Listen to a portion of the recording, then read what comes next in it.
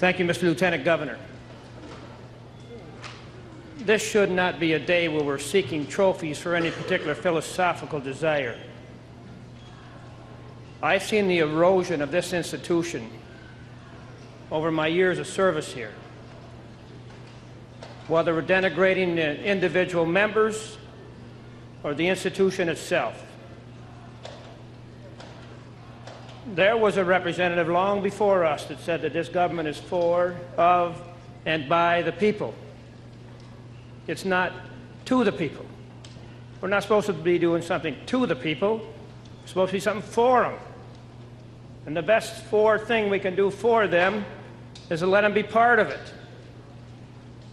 To hide in the dark. You know darn well what the results of this legislation is, or else you would be more transparent.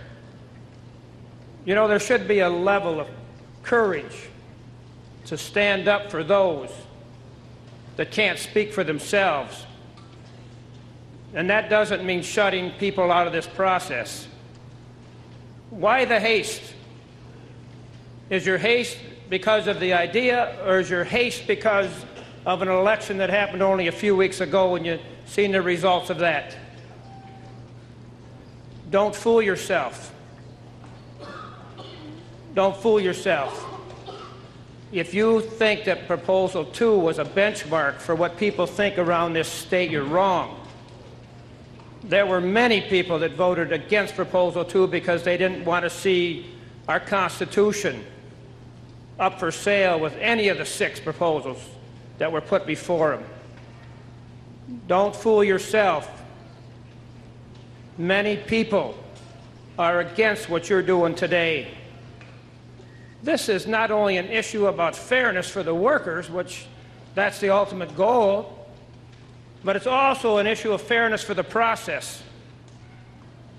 Who in the world decides that we won't give those that pay our wages and pay the taxes for the services we provide, they don't have a chance, a fair opportunity to tell what their desires and their opportunities to change this legislation would be? This is a shameful day when you say that you know more than 10 million people, when 26 people are smarter than 10 million.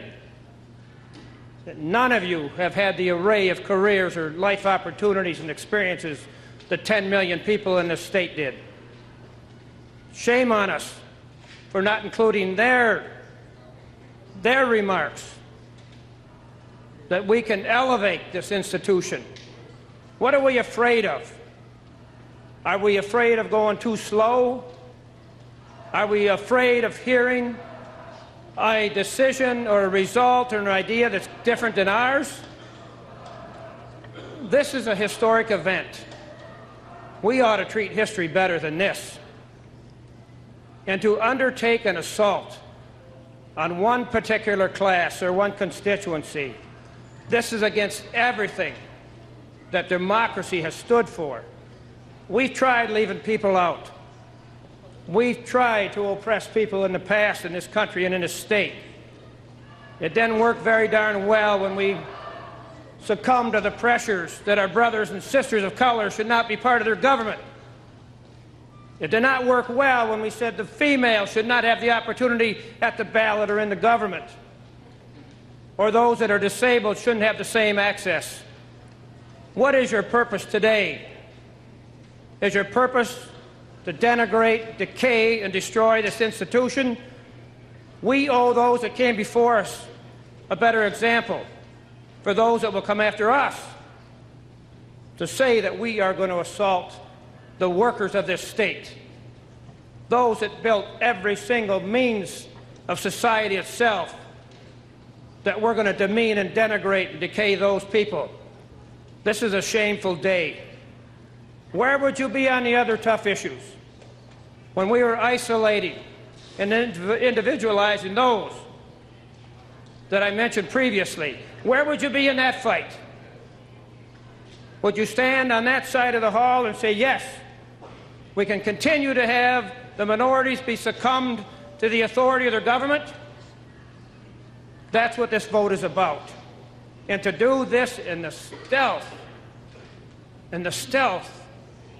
that you're performing today, to not let these people, I say we should have fair access, that we should hear from the contractors and the corporations and the workers. You not only shut out the workers that you're attacking, you shut out every form of civil discourse through this process. I hope those that come after us treat this the way it should be treated, that there is enough respect for those that pay our way and build our public works, that they have a chance to speak on behalf of themselves. This issue is not against the workers today. This is an assault on all the ones that came before us and all the workers that are going to come after us. This assault is so scandalous that we say, listen, we're going to perform an act today that we won't even give the people a chance to redress this with their votes. So today we're talking about shutting out the voices and the votes. We can do better. I don't have the fear of listening to anybody. What is your problem with hearing from others? Your title and responsibilities are representatives of the people of the state of Michigan. And that's what you should be doing today. This is scandalous that we're moving this forward this fast. Thank you, Mr. Lieutenant Governor.